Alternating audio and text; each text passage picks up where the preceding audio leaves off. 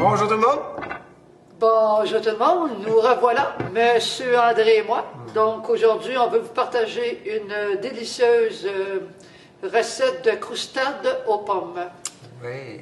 Donc, Quand même une recette pas mal traditionnelle, hein? Ouais, Croustade aux pommes, là, moi je me souviens quand ma grand-mère en faisait, là, c'était tellement bon. Là. ouais. Puis les ingrédients sont quand même assez santé. Hein? Ouais. Puis des pommes, c'est assez accessible ici aussi à Iqaluit. Puis étant donné que vous en recevez dans votre panier santé à chaque semaine, donc pour vous, c'est une valeur sûre. Donc, pour commencer, Oh!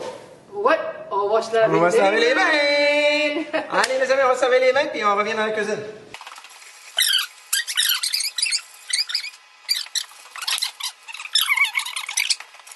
Merci beaucoup. Donc, est-ce que tu veux éplucher les pommes? Oui, je peux faire ça avec plaisir. C'est parfait. Donc, les amis, cette recette-là, là, vous allez voir, elle est super simple à faire. Dans le fond, on a deux choses principalement à faire. La première, c'est un mélange de pommes et de cassonade. Et le deuxième, qui est le dessus, c'est un mélange de céréales qui est, dans le fond, de la farine de blé avec de l'avoine et de la cassonade avec un petit peu de beurre, un petit peu de sel. Et c'est simple comme ça. Fait que moi, je vais m'occuper du fond.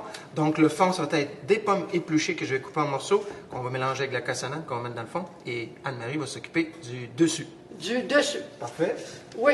Donc, du dessus, on a dit que j'ai besoin d'une demi-tasse de farine entière. Je vais te prendre Une demi-tasse.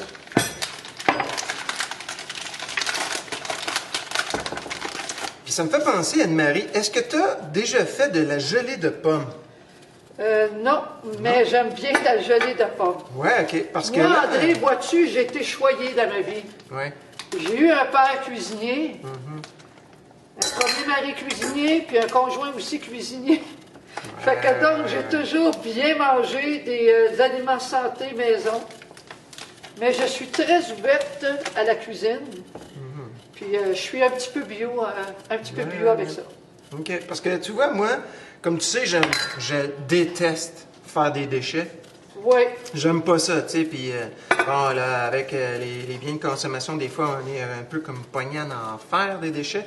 Mais j'essaye de réduire. Puis, comme là, justement, aujourd'hui, pour la recette, on doit éplucher nos pommes. Parce que dans le fond, la variété de pommes que vous avez dans vos sacs, c'est des Empire. Puis, la peau de Empire est plus épaisse. Puis, c'est moins intéressant pour une croustade aux pommes. En temps normal, la croustade aux pommes, on va utiliser un mélange de Cortland, moitié Cortland, moitié McIntosh. Ça fait vraiment un mélange délicieux. Nous, là, on va utiliser les pommes qu'on a eues dans notre panier. Donc, ça sera intéressant de voir le résultat que ça va donner. Mais tout ça pour dire qu'on va enlever la pelure de la pomme pour faire cette recette-là. Mais on ne veut pas gaspiller ces belles pelures de pommes parce que remarquez la belle couleur des pommes Empire. C'est vraiment magnifique. C'est un beau rouge prononcé. Et ça, pour faire de la gelée de pommes, ça va faire des gelées de pommes magnifiques. Ça va donner une belle teinte rouge à la gelée de pommes. Alors, on va recycler nos plures pour faire de la gelée de pommes. Donc, on pourra faire une petite capsule pendant que ça cuit. On pourrait vous montrer bien simplement comment faire une gelée de pommes. Vous allez voir, c'est hyper simple. C'est très, très, très simple, en fait. C'est quasiment un peu comme faire du sirop d'érable. Vous allez voir. Donc, je continue. Moi, j'ai mis une demi-tasse de farine entière. Je vais mettre 3 quarts de tasse d'avoine à cuisson rapide. Comme on disait, bon, pour cette recette-là, ce serait favorable de prendre des gros flocons d'avoine. Moi, aujourd'hui, j'ai des petits flocons à cuisson rapide. Je vais quand même utiliser qu'est-ce que j'ai, mais ça serait préférable de prendre des gros flocons à cuisson rapide. Oui, puis si vous allez voir là, dans la recette que vous allez avoir avec votre panier, dans le fond, dans la recette, ça dit une demi-tasse de gruau à cuisson rapide, ce que Anne-Marie a là ici. Et ça dit de mettre un quart de tasse d'avoine en gros flocons. Puis ça, ce que ça fait, c'est que ça donne une texture intéressante sous la dent. Mais si vous avez seulement du gruau à cuisson rapide, c'est correct aussi. Et à l'inverse, si vous avez seulement du gruau en gros flocons, c'est bien correct aussi. C'est sûr que c'est peut-être pas mauvais de broyer un petit peu. Si vous avez que du gros flocon, ça peut être bien d'en broyer un petit peu pour que ça fasse une petite consistance qui va aider à que ça se tienne ensemble. Je vais prendre 1/8 de cuillère à thé de sel. Ça, c'est pas beaucoup. 1/8, c'est très peu. On n'a pas besoin de mettre beaucoup de sel non plus, hein?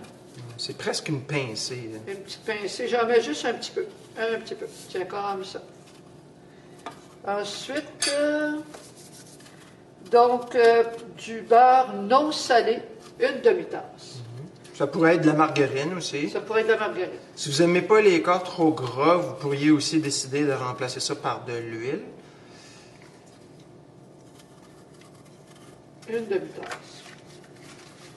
Je l'ai calculé, mais c'est déjà écrit sur l'emballage, sur l'emballage du beurre, quand on achète des fois des briques de beurre, c'est indiqué un quart de tasse, demi-tasse, tout ça. Donc, on a dit une demi-tasse de beurre non salé. Oui, puis pour ceux qui préfèrent manger plus léger, moins gras, ce qu'il faut peut-être juste tenir compte pour cette recette-là, c'est qu'une croustade, le mélange d'avoine qui est sur le dessus, en temps normal, la recette traditionnelle, ça se veut croustillant. Hein? C'est un peu pourquoi qu'on dit une croustade, c'est croustillant. Donc, il y a un beau jeu de sonorité dans le nom de cette recette-là. Alors, c'est important que si vous coupez le gras, il ne faut pas le réduire trop parce que vous n'aurez plus l'effet de la croustade. Fait que si vous voulez mettre des quantités plus petites, réduisez pas trop en somme. Donc, je mets une demi-tasse de cassonade. On met une demi-tasse de cassonade pour faire le fond avec les pommes. Et dans mon mélange, je mets aussi une demi-tasse en tout. Donc, on va avoir en tout, dans toute notre bonne croustade, une tasse de cassonade. C'est bien ça? Oui, c'est ça. Est-ce que tu peux me passer un peu de cassonade? Moi, j'ai juste un petit fond. Cassonade ici. Merci. On avait récupéré un petit bout de cassonade sec qu'on avait passé au moulinet. Rien ne se perd, hein? Rien ne se perd, rien ne se crée, tout se transforme, hein, comme ils disent en chimie. Dans le cas, faire de la cuisine, c'est quand même... c'est quand même le fun. Oui, c'est le fun. Puis c'est un petit peu de la science si on pense à ça. Hein? C'est vraiment comme la chimie, on transforme les aliments. La cuisson transforme vraiment ce qu'on mange en quelque chose de nouveau. Est-ce que je peux prendre ta cuillère de bois, s'il vous plaît? Oui, oui. Voilà.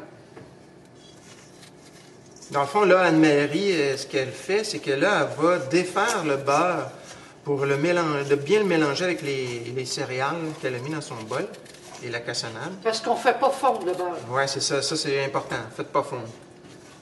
OK? Fait que ça, on fait vraiment comme...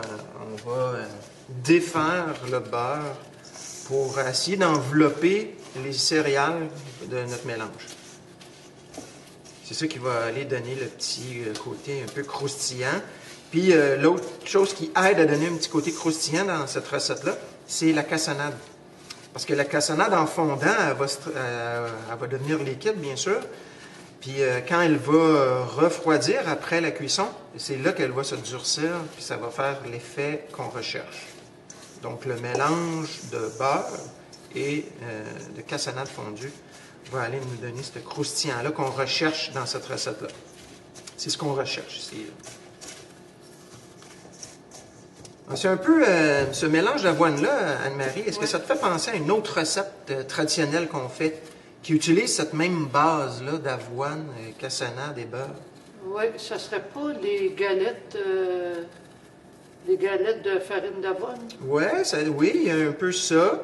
Mais une qui se rapproche encore plus, là, c'est les carrés aux dattes. Oh, les carrés aux dattes. C'est un peu similaire, avec hein? le beurre C'est un aussi. peu similaire. Dans le fond, on met nos dattes cuites, puis par le dessus, on met de l'avoine.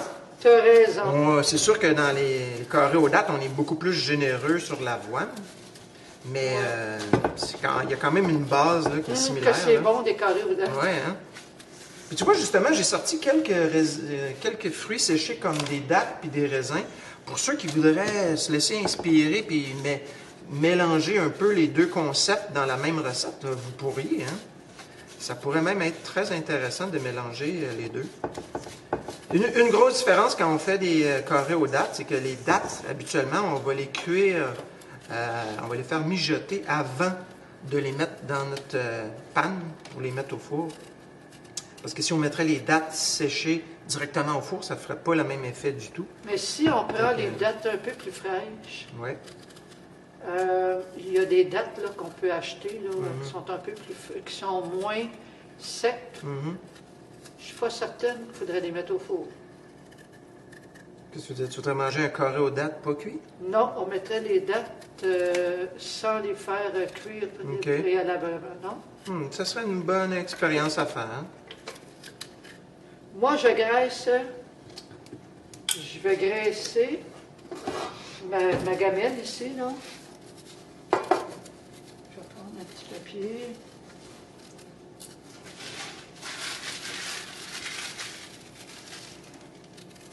Je vais prendre un petit peu d'huile. Un petit peu d'huile, du canola ici. Moi, j'ai quasiment fini d'éplucher mes pommes. Ouais. Dans le fond, la recette parle de 2 livres de pommes. Donc, on parle entre 7 et 9 pommes, à peu près. Dans notre cas, nous, on aime bien les fruits, alors on a décidé d'en mettre 9. Je vais en mettre un petit peu plus. Voilà. Puis, vous voyez, cette recette-là aussi, il y aurait de la place à de l'inspiration aussi. Hein?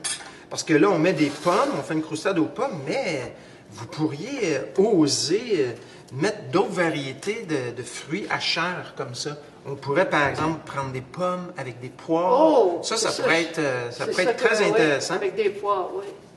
Ou une croustade aux poires aussi. Ça serait même intéressant d'essayer d'autres variétés de fruits qu'on pense pas. Tu sais, comme par exemple, si vous adorez les mangues, je serais curieux d'essayer une croustade à la mangue. Probablement que ça ferait peut-être trop sucré, parce que c'est quand même sucré la mangue, là, mais qui sait, un mélange, ça pourrait être... il y aurait des expériences à faire qui pourraient être intéressantes. Si vous aimez les épices aussi, vous pourriez oser mettre certaines épices dans votre mélange. Comme par exemple, on sait que la pomme, ça se marie très bien avec la cannelle. La cannelle. Alors, tu sais, on pourrait se dire, ah oui, on se fait une croustade aux pommes avec un peu de cannelle là-dedans, pour donner un petit côté jazzy à notre mélange de croustade. Comme là, nous, aujourd'hui, on va faire 2 recettes. Parce qu'on va partager ça avec le membre du personnel pour qu'il puisse y goûter. Mais peut-être que c'est quelque chose qu'on pourrait faire dans la deuxième croustade. Bon, donc, je suis pas mal prêt. J'aimerais juste en mettre ça. Je ne sais pas, pendant que je termine les pommes, est-ce que vous pourriez peut-être mesurer une demi-tasse de cassonade pour mettre dans mon mélange? Une demi-tasse de cassonade, bien sûr. C'est ce qui va me manquer pour... C'est bien sûr. Pour ça. Donc, pour la croustade, on essaie de faire des morceaux de pommes relativement petits. Pas trop non plus. C'est agréable aussi d'avoir des morceaux de pommes dans notre mélange. Tu sais, on ne fait pas une compote, c'est pas le but. On veut vraiment avoir la texture de la pomme. Puis dans le fond, pendant que je termine la préparation des pommes, parce que je vois que tu as terminé, Anne-Marie, peut-être qu'on pourrait tranquillement préparer notre gelée de pommes. Puis pour ça, on va avoir besoin d'un petit chaudron. Oui, un petit chaudron. Dans lequel on va mettre nos plures de pommes dedans. Donc, dans le fond, pour faire la gelée de pommes, c'est super simple. Dans le fond, on met les plures de pommes dans un chaudron. On va couvrir le tout d'eau, d'eau fraîche, OK, de l'eau froide. Puis on va mettre ça à mijoter sur le feu. Fait qu'habituellement, ce qu'on fait, quand on commence la cuisson des pommes, là, on va garder vos cœurs de pommes aussi. On peut, dans notre gelée de pommes, on met tout ce qui reste de la pomme. Donc les plures, le cœur de pomme.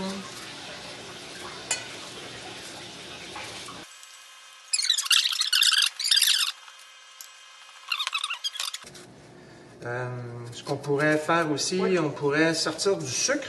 Parce que pour la gelée de pommes, on va avoir besoin de sucre aussi dans notre mélange. Puis ne pas oublier de préchauffer. De préchauffer le four à 350 pour notre délicieuse croustade.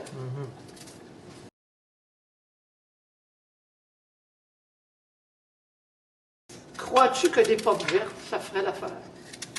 J'avoue que des pommes vertes, j'aurais l'impression que ça serait trop amer. Oui, c'est ça. Ben, tu sais, ça serait possible, mais moi, je pense que pour compenser l'amertume des pommes vertes, je rajouterais plus de sucre. De cassonade, là, dans ce cas-ci. Mais j'avoue qu'avec des bonnes poires aussi, ça serait excellent. Ouais, je pense que ça serait intéressant, ça. J'ai jamais vu ça, mais je pense que ça pourrait être très cool. Ouais.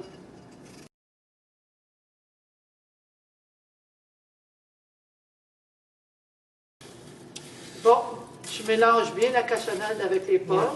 Dans le fond, là, je mélange pour que, dans le fond, les pommes soient enrobées de cassonade. Oui.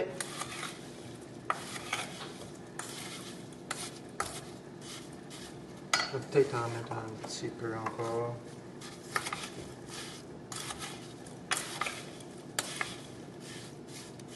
Voilà.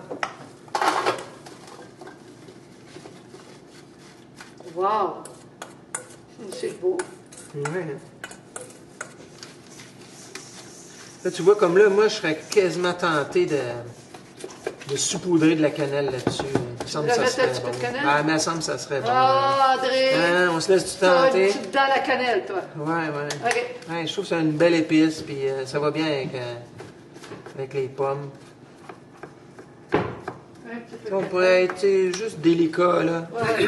Juste un petit peu. Là. Et voilà. Bon. OK. Donc, il va rester des pommes pour une autre recette. Je vais mettre ça de côté.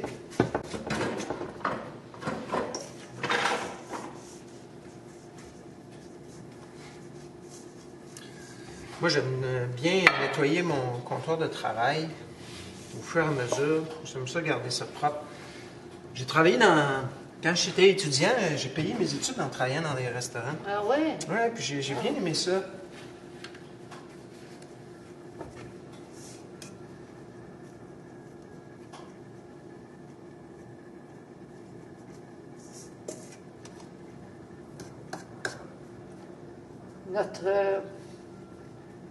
Notre contenant, il est juste... Juste parfait, hein? Ouais.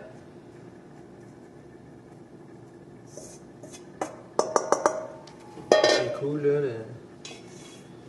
Comme les carrés aux dates, là, c'est fun, tu sais, de bien... Que ce soit bien lisse. J'aimerais ajouter un petit ingrédient, André. Ouais. J'aime toujours mettre un petit plus, quelque chose de plus santé. OK. Le chia. OK. Je vois que tu as un contenant de chia. Oui. Ça, c'est des grains, là. Est-ce que c'est des céréales, finalement, ça? Ben, c'est des graines. Mais...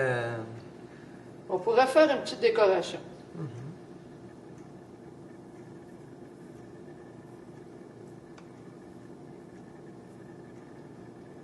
Ça va être original. Ah, C'est bon? bien. Voilà, merci beaucoup. Il est prêt pour le four. Bon, oui. Ah ah! Parfait. Hey, je te suis avec une caméra. Ah, au four à 350. Et voilà.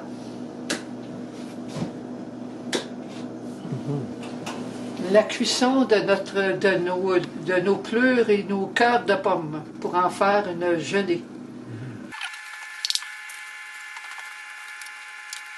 On voit bien que ça cuit là. On voit le petit bouillon aussi, là. Un petit bouillon rouge. Ça sent, c'est quand même odorant.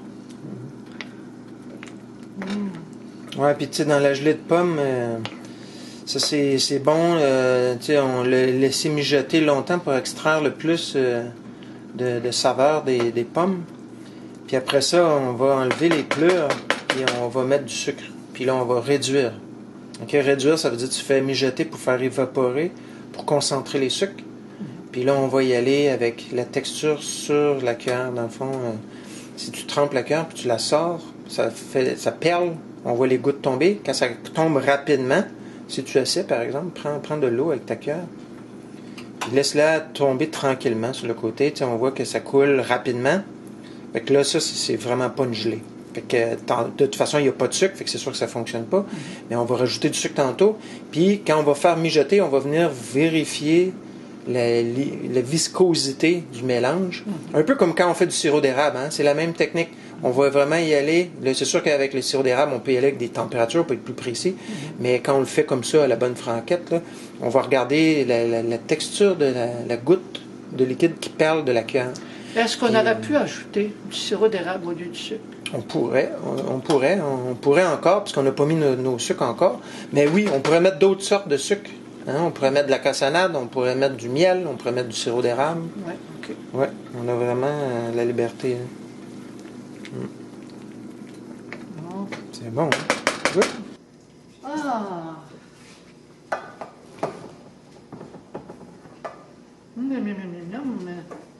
Elle sent bonne.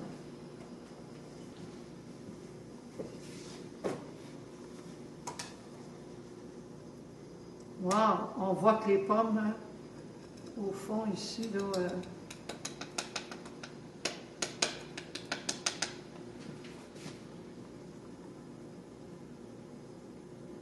Ouais, ça a l'air bon, là. Oh! Ça sent bon aussi, là. Ça sent vraiment bon. Donc, je pense que je vais devoir partager avec toi, André. Oui, s'il vous plaît. S'il vous plaît. S'il vous plaît, Madame Anne-Marie, est-ce que je pourrais avoir une poêle de crustade ou Oui, pas? oui. On va partager. Oui, OK. Puis on va partager avec nos collègues aussi. Oui. Donc, on vous invite à la maison de faire comme nous, de préparer votre crustade aux pommes. Puis comme on disait, ben, vous pourrez mettre un autre fruit. Hein? Il pourrait rajouter d'autres choses, comme on disait tantôt. Donc, ça a été un plaisir pour vous de cuisiner. C'est un plaisir pour nous et pour vous. Donc, on va se revoir pour les prochaines chroniques. Merci d'être là. Ben, bon appétit. Profitez de cette crustade aux pommes en espérant que vous apprécierez. Puis, on vous souhaite une belle semaine. Profitez du beau temps. Là, on voit les journées rallongent beaucoup, là, alors profitez de ce beau temps-là. Bonne semaine. Bonne semaine. Ça sent bon. Oui, ça va être bon. Hein? Ouais.